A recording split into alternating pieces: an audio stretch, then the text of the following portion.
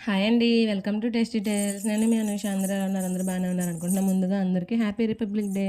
Republic day అనగానే మీకేం గుర్తొస్తాయో, మీరు చిన్నప్పుడు ఏం చేసేవాళ్ళో కామెంట్ చేసేయండి. నేను మాత్రం చిన్నప్పుడు ఏ రోజు లేకున్నంత తొందరగా ఆ రోజే లేచిపోయి చాక్లెట్లు బిస్కెట్ల కోసం హడావిడిగా స్నానం చేసుకుని ఇస్త్రీ బట్టలు కట్టుకొని వెళ్ళిపోయి అన్ని రూమ్లు తిరిగేసి చూసేదాన్ని ఎవరి రూమ్ డెకరేషన్ బాగుందో.